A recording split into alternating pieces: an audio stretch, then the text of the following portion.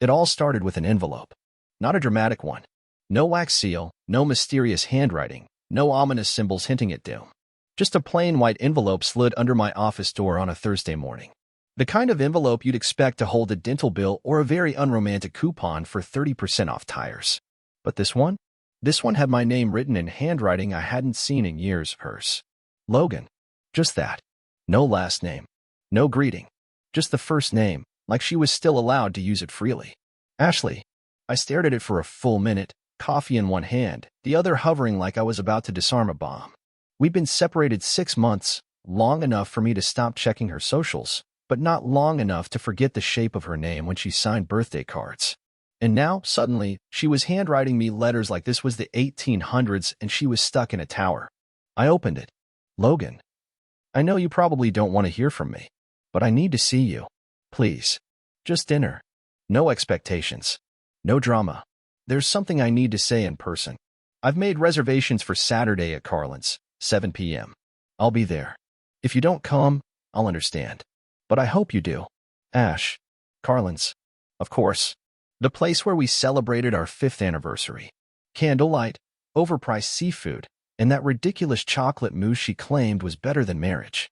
Foreshadowing, apparently. I folded the letter neatly, set it on my desk, and stared out the window. A sane man would have ignored it, tossed it in the trash, or maybe burned it just for the symbolism.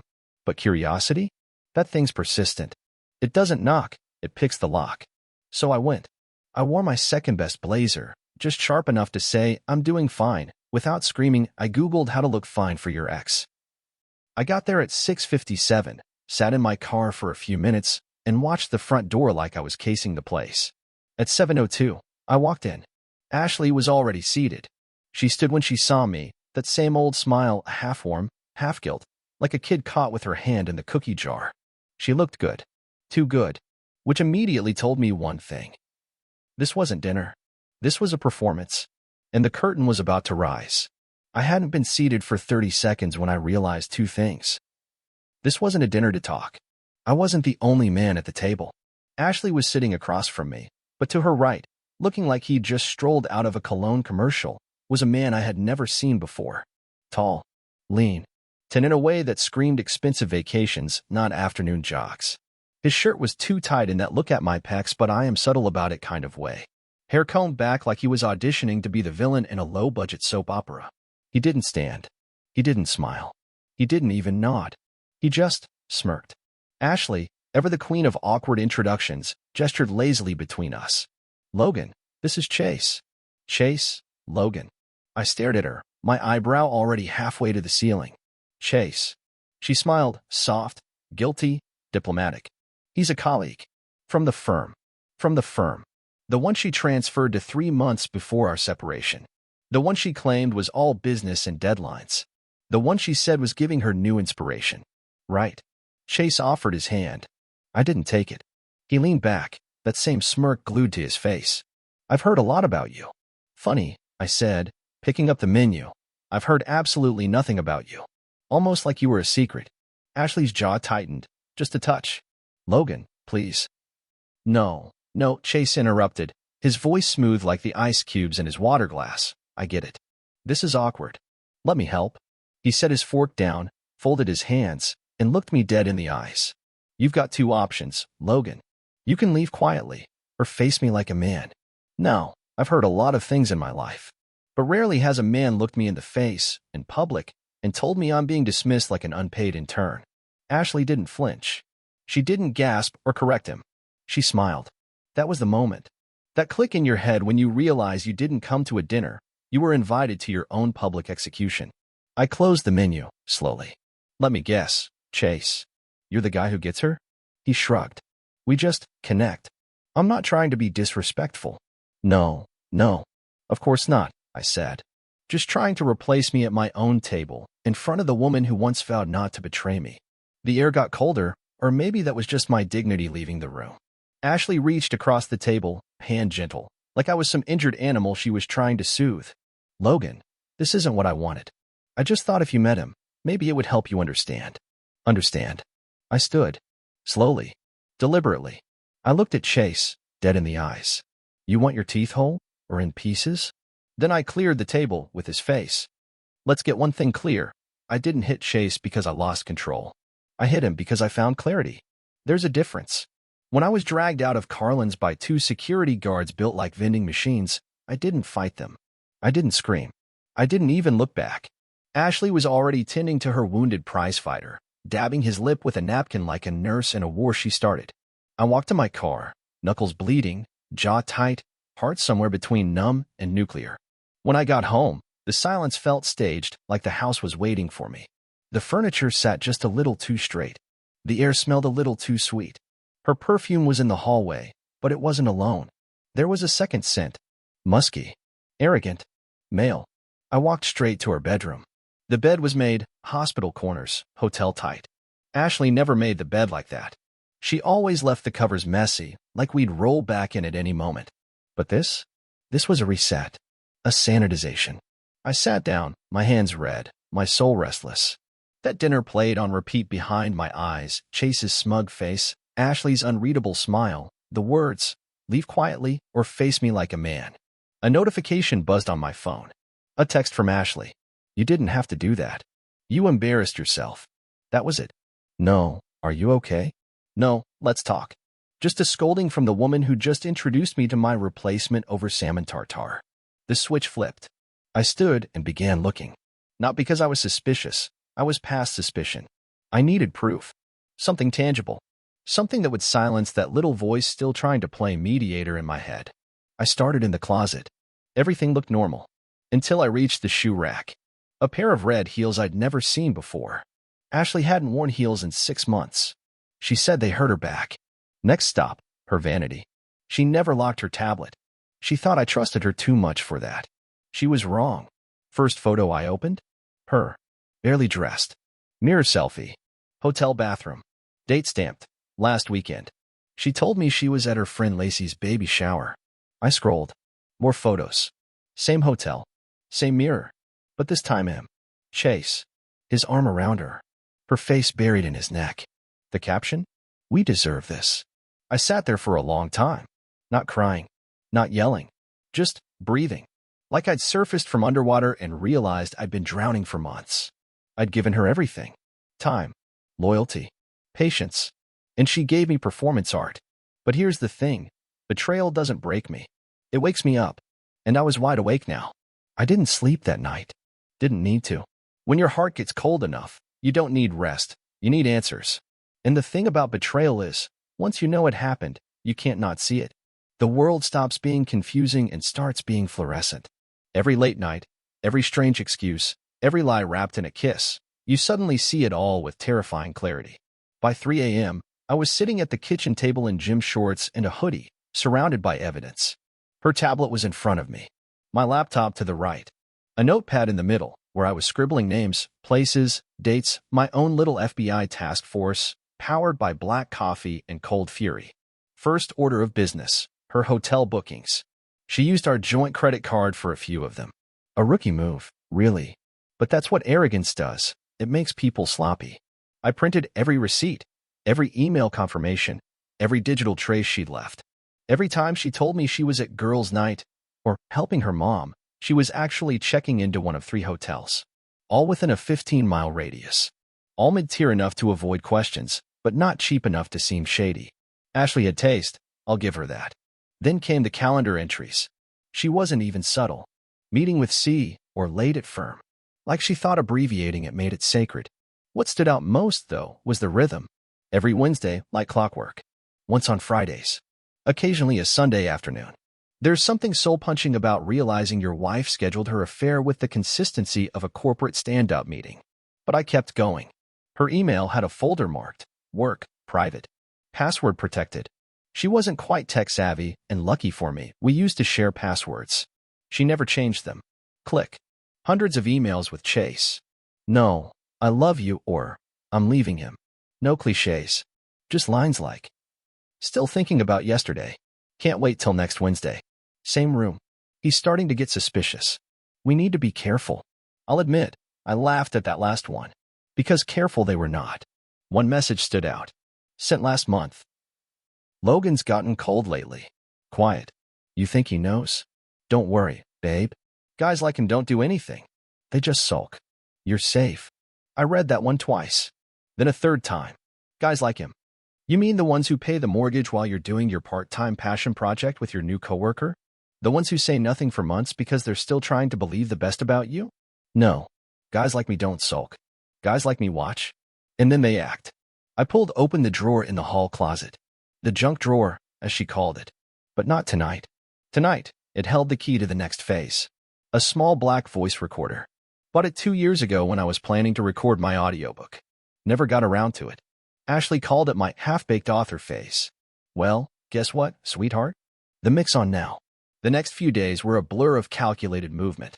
I synced her phone to my laptop, just a casual AirDrop setup while she was in the shower. Downloaded her message threads. Saved her notes app, which contained a list titled Excuses That Work. Yep, a literal cheat sheet for lying to me. Top entry? Say you're picking up Lacey's prescription. No one questions pharmacy runs. Heartwarming. Next, I placed the voice recorder under the passenger seat of her car. Set to activate on sound. She never checked for anything in there. I knew. She hadn't even refilled the windshield wiper fluid since spring. Then came the burner phone. I bought it under a fake name. Loaded it with a basic plan and a number she wouldn't recognize. With it, I started texting Chase as unknown. First message. Does Logan know about Denver? Might want to be more careful. He's asking questions. The reply came 10 minutes later. Who is this? Then. We need to talk. Can't risk her husband finding out more. Perfect. It wasn't just about getting revenge. Not yet. This was about building certainty. Because when the time came, I didn't want Ashley explaining things away. I didn't want her fake crying on the kitchen floor. I wanted silence. I wanted receipts. On Thursday, I planted the final seed. I think we should talk. I told her over breakfast. Calm. Easy. Maybe dinner again. Just as this time. Somewhere quiet. She hesitated. Okay. Why? I shrugged. I just missed talking to you. She smiled like she'd won something. Like I was crawling back. I smiled too. Because the next part of the plan? That was where the game changed. That's where I stopped being the confused, loyal husband and start being the man she forgot I was. Ashley never did well with silence. That's how I knew dinner would work. I picked the place carefully. Not a restaurant she'd expect. No candlelight. No waiters with French accents. I chose a quiet Italian place tucked behind a bookstore downtown. Tables close enough to feel intimate, far enough apart to keep secrets. I reserved the corner booth. Back against the wall. Her in full view. You learn a lot from someone when you watch them try to pretend. She showed up wearing navy. Not the dress she used to wear when she wanted to feel beautiful, the one I bought her for our anniversary, but something new. Something polished. It had that trying too hard to be casual vibe. She was performing calm, but I saw the tension in her hands. She looked at me like I was a project she hoped to fix. Thanks for doing this, she said, unfolding her napkin. I wasn't sure you'd want to talk after last weekend. Last weekend? You mean the dinner where you let your side guy throw down an ultimatum like we were fighting over the last parking space at Costco? Of course I wanted to talk, I said, sipping my water. You're still my wife. She smiled. It wasn't joy, it was relief. She thought I was softening. That I was breaking under the weight of the silence she'd built between us. So, she began. Where do we start? I leaned forward. Let's start with Denver. Her hand paused, fork halfway to her mouth. What about Denver? She asked too quickly. I watched her face carefully. People can fake words. They can't fake the blood rushing out of their skin. You told me you went to a marketing retreat, I said calmly. But I got a call that weekend. From the hotel. They said I left something in the room. Silence. I didn't get a call, of course. I made it up. But you know what guilt does? It fills in the blanks for you. Her lips parted. No words came out. I waited. Logan, I was going to tell you. I held up a hand. No, you weren't. But here's the good news. You don't have to. I already know. She froze. What do you mean? I know about the hotels, I said. I know about Chase. I know about the Wednesday nights. I know about the client calls that lasted 3 hours. I know about the folder you made. Work, private. Real subtle, by the way. She started blinking fast.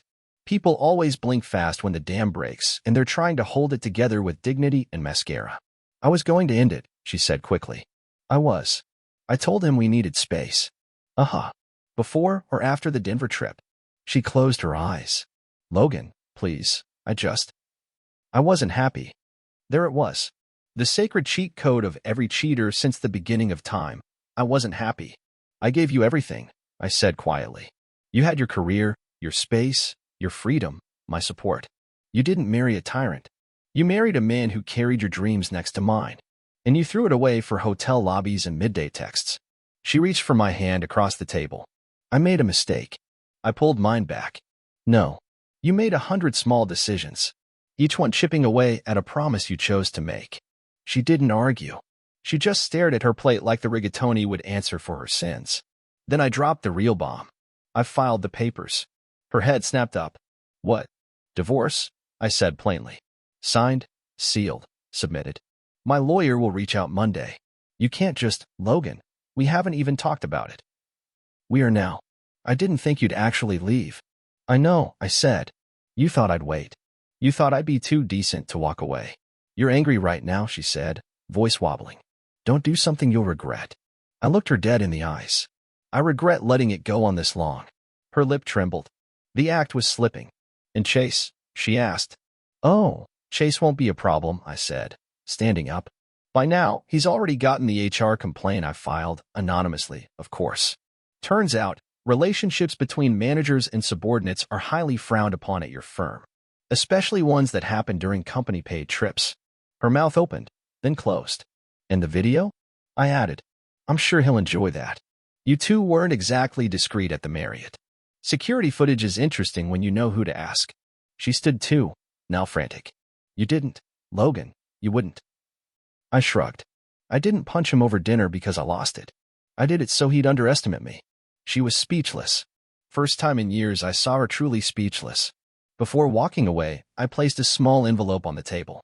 Inside, printed emails, screenshots, credit card charges, copies of texts, a little care package for her memory. You were right about one thing, I said. We needed to talk. I'm glad we did. And then I left. Didn't storm out. Didn't slam the door. Just walked into the night, jacket over my shoulder, 10 pounds lighter in my chest. Because revenge isn't about rage. It's about removal. And Ashley? She was finally gone. The hardest part of revenge? Not doing it. It's sitting in the quiet afterward, watching the pieces fall, resisting the urge to clean them up. Especially when those pieces used to look like home. 3 days passed after the dinner. I didn't hear from Ashley. No calls. No texts. No half-hearted apologies typed out and deleted. Just silence. The kind of silence that doesn't ask for forgiveness. It just hopes you'll forget. I didn't. Instead, I got a call from her law firm. Not her HR. A woman named Meredith, cool and courteous, wanting to confirm the details of an anonymous report. Chase Donovan, it turns out, had a reputation. I just happened to be the one who documented it. Do you have any other materials, she asked, that might support your concern? I do, I said. Check your inbox. I had everything in a folder titled, Insane. Security footage of Chase and Ashley in a hotel lobby, timestamped during work hours. Emails, some from his company account. Romantic, explicit, and very much not team building. Texts that didn't even try to be discreet. Meredith paused after opening them. I see, she said. There was no more small talk after that. Day 4, I got a message. From Chase. We need to talk, man. That man? At the end? That was the panic. Guys like Chase only play tough when they're winning. Once the tide turns, they reach for bro codes and backroom deals. No, we don't, I replied. You don't want this to get worse.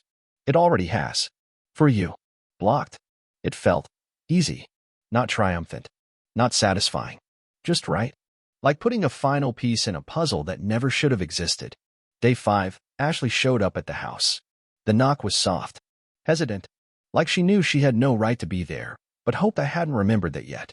I opened the door but didn't invite her in. She looked smaller. Not in height. In presence. The navy dress was gone, replaced by jeans and a hoodie, her hair pulled back, her eyes swollen from either crying or lack of sleep. Probably both. She looked like someone who had finally stepped off the stage and realized there wasn't going to be an encore. I lost my job, she said. I said nothing. Chase is suspended. There's a review. HR said you sent them everything. I nodded once. I did. I could lose my license. You should have thought of that before you treated our marriage like a networking event. She swallowed, then leaned against the doorframe like her legs were giving up on her. I didn't think you'd actually go through with it. Most people never think I will, I said. That's their mistake. There was a long pause. One of those silences that feels like a whole conversation trying to happen. Then she said, "You really meant everything you said at dinner, didn't you?" I stared at her. "Ashley, I meant everything I said the day we got married. You're just figuring that out now." She winced. "I never wanted to hurt you." "Then you should have left me before you did." And that was it.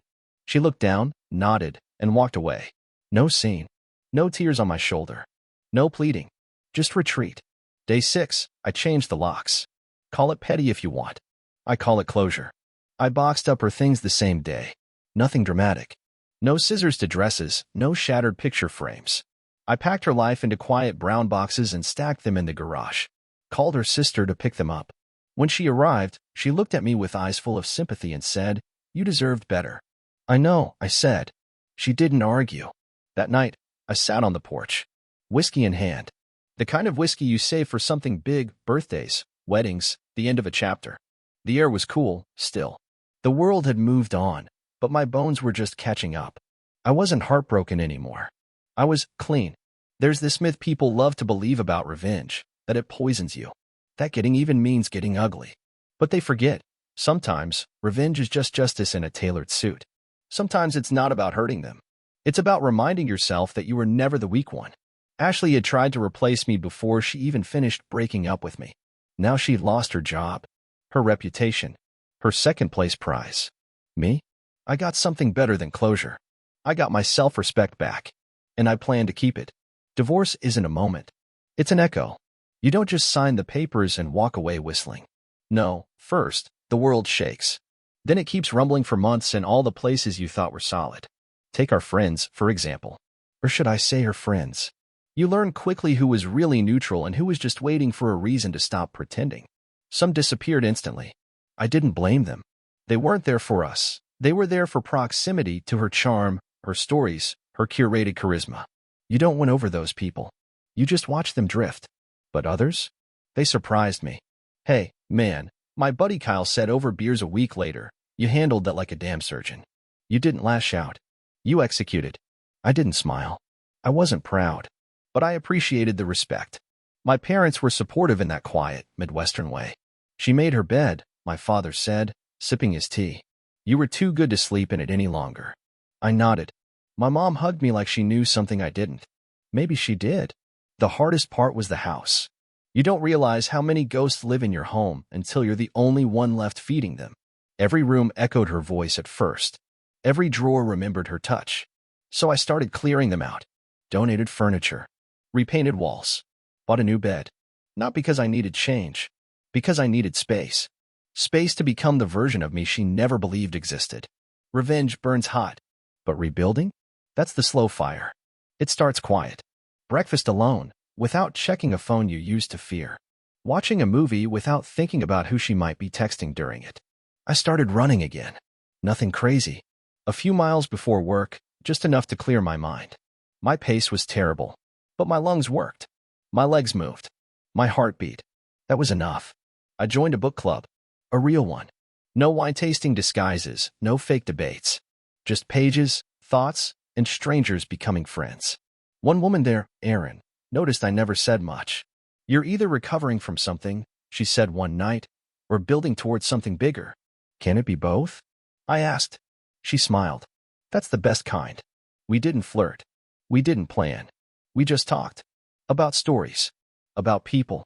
About how broken doesn't mean bad. It just means you lived. I didn't need a rebound. I needed me.